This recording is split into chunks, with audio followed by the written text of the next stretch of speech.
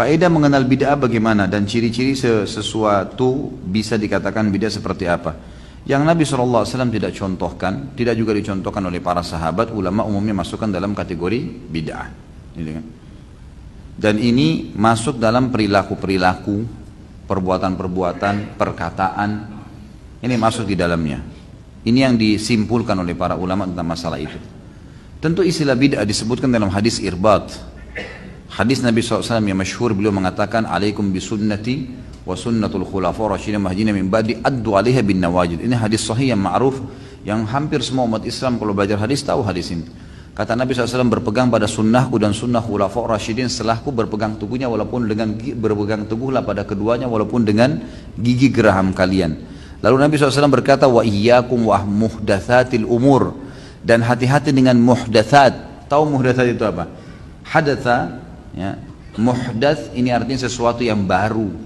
Hati-hati dengan perbuatan-perbuatan yang baru, yang tidak ada panduannya, tidak ada tuntunannya. Baru artinya tidak saya contohkan, tidak ada juga dalam khulafa rasyidin. Karena di awal hadis kan berpegang pada sunnahku dan sunnah khulafa rasyidin. Berarti yang dimaksud dengan muhdats di sini kembali kepada dua itu. Berpegang teguhlah pada keduanya walaupun dengan gigi geraham kalian, dan hati-hati dengan muhdatsat, baru-baru yang tidak ada dalam sunnahku, tidak ada dalam sunnah khulafa rasyidin, gitu kan?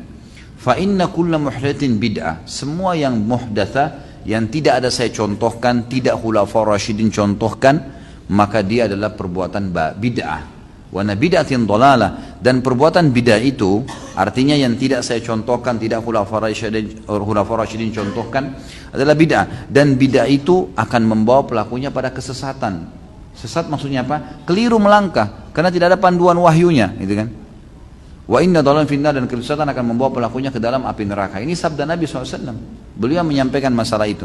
Dari sini ulama simpulkan, sunnah sama bid'ah adalah dua hal yang berlawanan. Yang hidupkan sunnah berarti mematikan bid'ah, yang hidupkan bid'ah berarti matikan sunnah, karena memang sudah begitu dia, gitu kan? Ini memang penjelasan dari hadis Nabi SAW tadi. Allahu a'lam. Jadi memang seperti itu memahaminya. Makanya teman-teman sekalian, cukupkan diri dengan yang ada perintahnya saja. Itu aja jaga sampai mati, masuk surga insya Allah. Udah gak usah repot-repot. Ini saya bingung betul orang-orang yang terus mau buat-buat, terus ngarang-ngarang dan ngotot mempertahankan. Kenapa saudaraku? Sunnah Nabi banyak, pertahankan komitmen. Tuh zikir pagi sore jaga tuh. Sholat on time di awal waktu jaga tuh. Zikir yang kita dianjurkan untuk baca tiap hari istighfar 100 kali adalah la haula wala quwata illa billah, subhanallah, alhamdulillah, wala ilaha illallah, Allahu akbar. Yang ada sudah dalil-dalil jelas. Kerjakan. Sholat duha yang ada dalil jelasnya, sholat malamnya, komitmen jaga. Apa Anda sudah tiap hari kerjain tuh? Ini masih banyak yang terbengkalai gitu.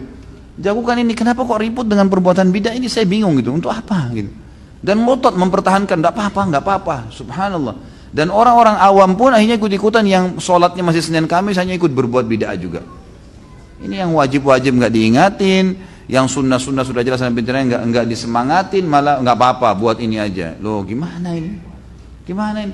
Kalau setiap orang bebas buat bid'ah, saya bebas buat bid'ah, semua bapak-bapak sini buat bid'ah, ibu-ibu di belakang sana buat bid'ah, apa yang tertinggal dari sunnah Nabi SAW? Coba, apa yang tertinggal? Orang akan tinggalin kan, karena bid'ah lawan sunnah gitu. Maka kerjanya sudah ada perintahnya, kenapa sih? Kenapa suka cengkal nih gitu? Bersikuku dengan hal-hal yang tidak ada perintah? Sudahlah saudaraku gitu kan.